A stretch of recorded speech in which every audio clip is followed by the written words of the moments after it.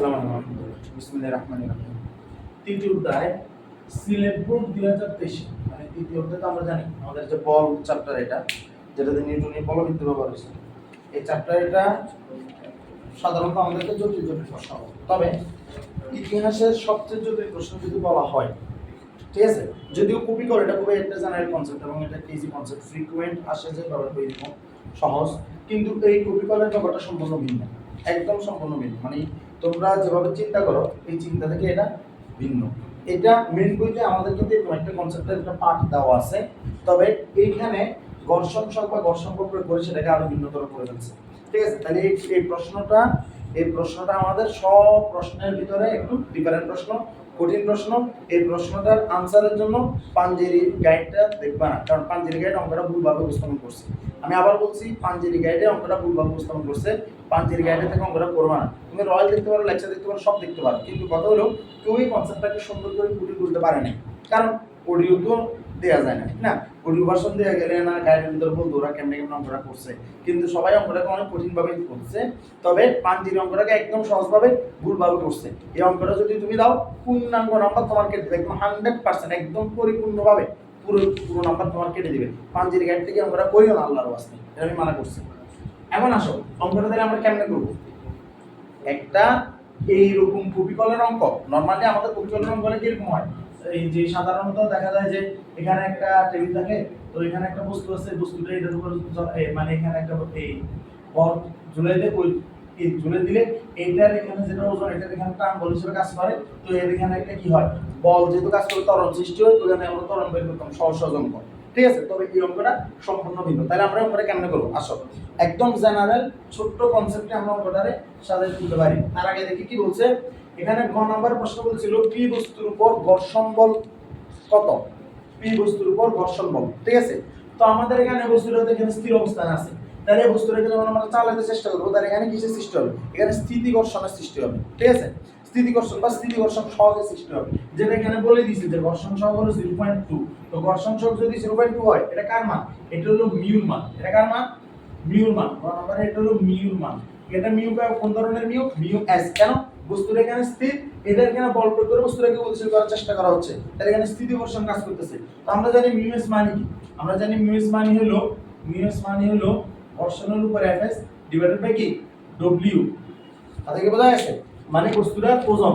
তো আমাদের যে বস্তুটা আছে এই বস্তুটার ওজন কত, বস্তুটার ভর হলো 2 কেজি। দেখো এখানে লেখা আছে বস্তুর ভর হলো, পি বস্তুর ভর হলো 2 কেজি, তাহলে বস্তুর ভর আমরা দিলাম 2 গুণ 9.8। কারণ কেন, ভরের সাথে 9.8 গুণ করলে এটা ওজন হয়ে যায়, এটা আমরা সবাই জানি, জানি না আল্লাহর মতে জানি। ভরের সাথে কি করি,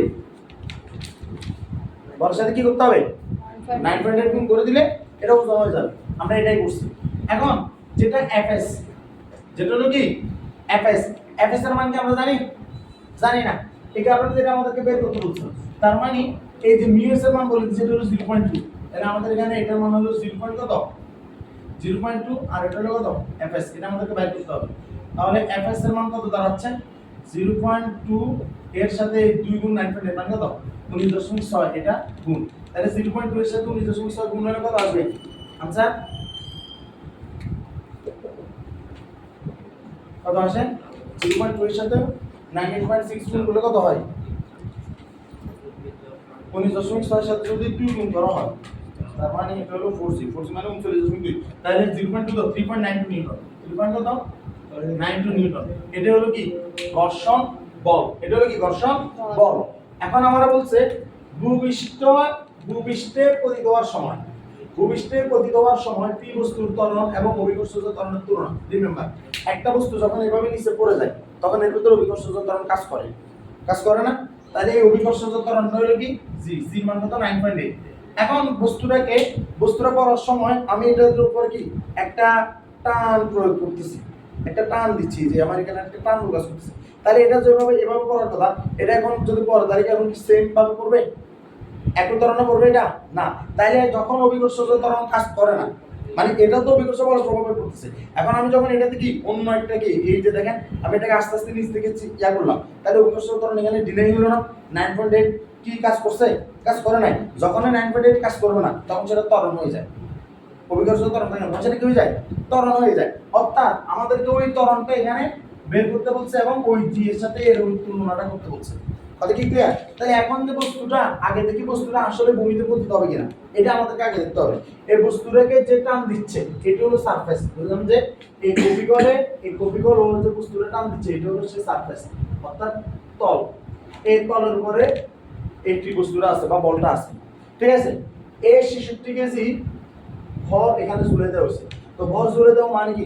ওজন সৃষ্টি করে না? যে কোনো ভরকে ঝুলে দেওয়া মানে সেখানে কি সৃষ্টি করা? ওজন সৃষ্টি করা, ঠিক না? আমাদের যেমন আমাদের এখন কি ওজনটা অনুভব হচ্ছে না, কিন্তু আমরা যখন আমাদের কোথাও ঝুলে দিবে তখন কিন্তু আমাদের ওজনটা সৃষ্টি হবে। ওজন সৃষ্টি হবে না, ওজনটা অনুভব করবো না আমরা। তো তার মানে এই 66 কেজি যেটা ওজন, এই ওজনটা কত? 66 গুণ 9 পয়েন্ট কত? 8। তাহলে এটা ওজন কত?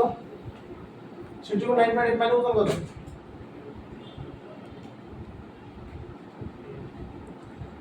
646.8 নিউটন। আর 30 কেজির উপরে এটার উপর যে ওজনটা তুলে দিলে ওজনটা কত? 254।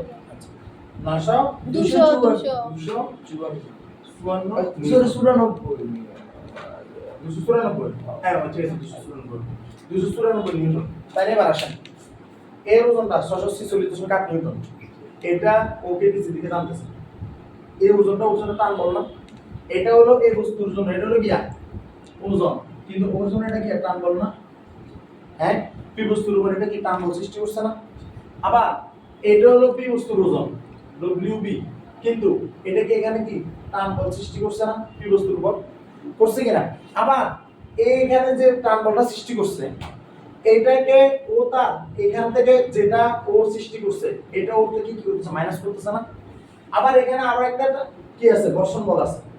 একটা ঘর্ষণ বল আছে না 0.2, যেহেতু ঘর্ষণ সব যেটা আমরা বাইর করছি অলরেডি 3.92 নিউটন, একটা ঘর্ষণ বল সৃষ্টি হয়েছে না এখানে? হয়েছে কিনা? তার মানে দেখা যাচ্ছে যেখানে টেনে তিনটা বল কাজ করতেছে। কয়টা বল? তিনটা বল। এ বস্তুর টান বল, বি বস্তুর টান বল এবং পি বস্তুর নিজে সৃষ্টি হওয়া ঘর্ষণ বল। ঘর্ষণ বলটা কেমনে কাজ করতেছে?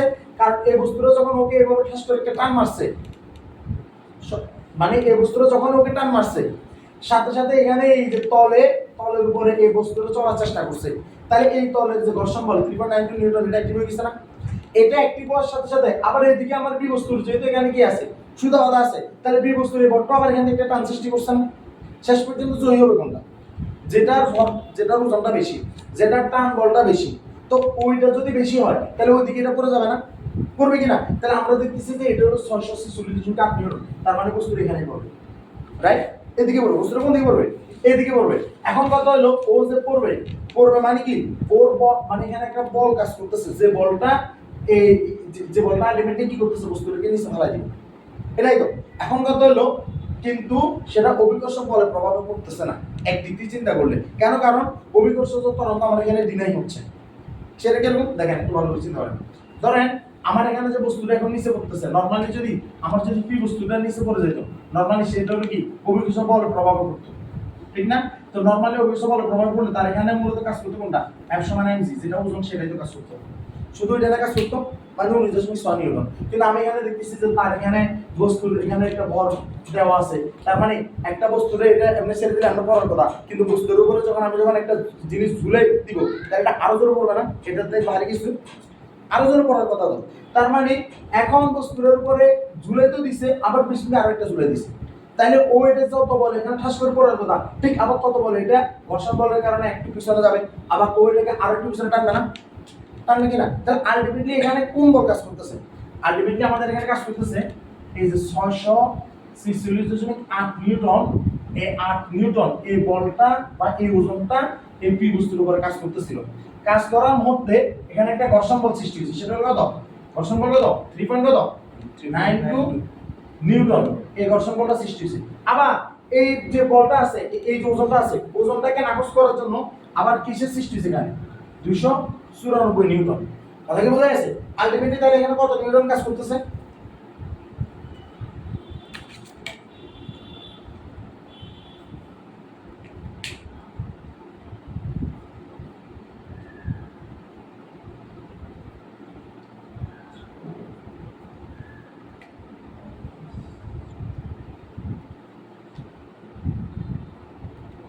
348.8 আমি এখানে নাম দিলাম কার্যকর বল এফ এ মানে অ্যাক্টিভ। কথা বোঝা যাচ্ছে? এখন দেখেন একটু ভালো বোঝার চেষ্টা করুন। এটা আমি বুঝছেন কিনা আপনি ব্যাপারটা? ওর এখানে যে বলটা কাজ করে ওর নিচে নামাতে হয়েছে, ঘর্ষণ বল একটু বাধা দিবে, এমনি তো নিচে পড়বে, কিন্তু যত বল করার কথা সেটা পড়বে না। ঘর্ষণ বলের কারণে তার এই বলটা কিছুটা কমে যাবে।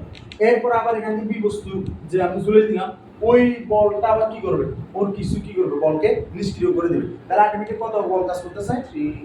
348.88 মানে 348.9 নিউটন এই বলটা এখানে কাজ করতেছে। এখন আমাদের এখানে যে মানে জিনিসটা যে ত্বরণে পড়বে, এই ত্বরণটাকে আমরা বলবো কার্যকরী ত্বরণ। কি ত্বরণ বলবো? কার্যকরী ত্বরণ। তাহলে কার্যকরী ত্বরণ এখানে কাজ করবে কেন? কারণ এখানে তো আর অভিকর্ষজ ত্বরণ কাজ করতেছে না, করতেছে? তাই কাজ করতেছে কার্যকরী ত্বরণ। কার্যকরী ত্বরণ মানে কি? কার্যকরী ত্বরণ মানে হলো কার্যকরী বল ডিভাইডেড বাই মোট ভর। ডিভাইডেড বাই কি? মোট ভর। কেমনে ব্যাপারটা আসছে একবার চিন্তা করেন। আমরা জানি এই যেগুলো কত? F/m না? এগুলো কত? F/m। এ মানে কি? এ মানে কি? ত্বরণ। F সমান m থেকে তো এগুলো F/m এর বাইরে আছে। তাহলে F কি? কার্যকরী ত্বরণ বাইরে করতে কার্যকরী বল মোট ভর ডিভাইডেড বাই মোট ভর। কার্যকরী ভরটা কেন? ভর তো ভরে, আর কার্যকরী আর একই। কথা কি বোঝা যাচ্ছে? তাহলে এখানে টোটাল কয়টা ভর কাজ করতেছে এখানে? আলটিমেটলি কার্যকরী বল হলো 348.9 ডিভাইডেড বাই মোট ভর কত? শিশুটি যোগ কত? ওই যে বস্তুটার ভর কত ছিল 2 কেজি না, আর এই যে বি বস্তুর ভর কত? 30 কেজি। তাহলে শিশুটি যোগ 30 98, তাহলে 348.9 ডিভাইডেড বাই 98 কত আসে आंसर? কার্যকরী ত্বরণ এ কারণ এ প্রাইম দিলাম, ধরো এ প্রাইম দিলাম, এ প্রাইম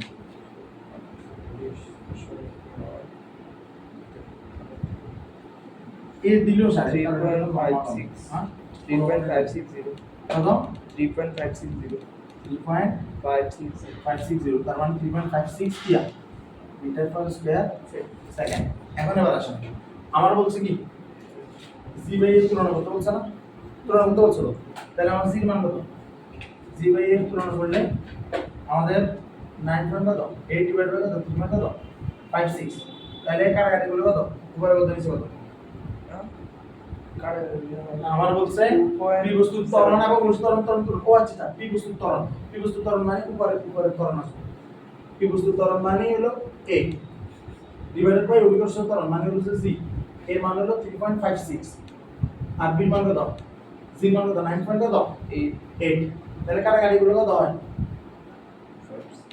উপরে কত? উপরে ইয়ে 98 3.56 দেন 0.36 হ্যাঁ 0. এটা এটা ছোট না, এটা 0.36 আর নিচে বল 1 মূলত 9.8 দিয়ে ভাগ করছি না, বোঝা গেছে? অর্থাৎ a অনুপাত g যেগুলো কত হবে? 0.36 অনুপাত 1। ক্লিয়ার? বুঝা গেছে না কথা? এখন তাহলে চিন্তা করেন, আমি আবার বলতেছি এই অঙ্কটা আমাদের এখনো পর্যন্ত যতগুলো প্রশ্ন হয়েছে এই চ্যাপ্টার থেকে, বল চ্যাপ্টার থেকে সবচেয়ে কঠিন প্রশ্নের ভিতরে এটা একটা, যদি কনসেপ্ট অনুযায়ী বলে মানে কনসেপচুয়াল অঙ্ক হয়। কারণ কপিকলের অন্যান্য অঙ্কগুলোতে ঘর্ষণ সংখ্যার ব্যাপার ছিল না, দুই পাশে টানের ব্যাপারটা ছিল না। দুই পাশে টানের ব্যাপারটা থাকলে অঙ্ক ইজি হয়, কিন্তু ঘর্ষণ বলটা দিয়ে এখানে মূলত ঘর্ষণের অঙ্কটাকে জটিল করে তুলছে। এখন ঘর্ষণ বল দেওয়ার কারণে নরমালি অঙ্কগুলোতে আমাদের মেমোরিতে একটা পার্ট আছে, পার্ট এখানে দেখা যায় যে একটা টান বল আছে, এখানে একটা টান বল আছে, টান বলগুলোর ভিতরে ওই যে ওজনের হিসাব করতে যে অঙ্কগুলোকে কঠিন করে ফেলছে। ঠিক আছে? আবার এই কঠিন প্রসেসে আমাদের গাইডগুলো আগাইছে, কিন্তু পাঞ্জেরি কি করছে? অঙ্কটা একদম সহজ করে গেছে, একবারে সহজ, মানে এটা কোনো অঙ্কে যাদের তো নাই, মানে পাঞ্জেরি অঙ্কটাকে এইভাবে করছে। এই অঙ্কটা যাদের পাঞ্জেরি গাইড আছে তোমরা একবার দেখবা, এই অঙ্কটা কোনোভাবেই পাঞ্জেরি গাইডের অঙ্কটা করা যাবে না। ওরা অঙ্কটাতে কোনোভাবেই ঘর্ষণ বলটা নিয়ে কাজ করে নাই, কোনোভাবে ঘর্ষণ বল করে কনসিডার করে নাই, কনসিডার না করে নরমালি ছোটখাটো অঙ্ক আগে গেছে। পাঞ্জেরি গাইডের একটা প্রবলেম, আবার একটা পসিবিলিটি মানে ভালো দিক হলো ওরা যে কোনো অঙ্ককে সহজ করার চেষ্টা করে, এই কারণে সময় কঠিন অঙ্কগুলোকে ভুলভাবে করে দিই। ঠিক আছে? এই কারণে মূলত ভালো স্টুডেন্টরা বা ভালো টিচাররা পাঞ্জেরি গাইডকে একটু অ্যাভয়েড করার চেষ্টা করে, কারণ আমার সঠিকটা জানা দরকার। সহজ করার জন্য আমি ভুল শিখতে পারি না। কথা কি বোঝা গেছে?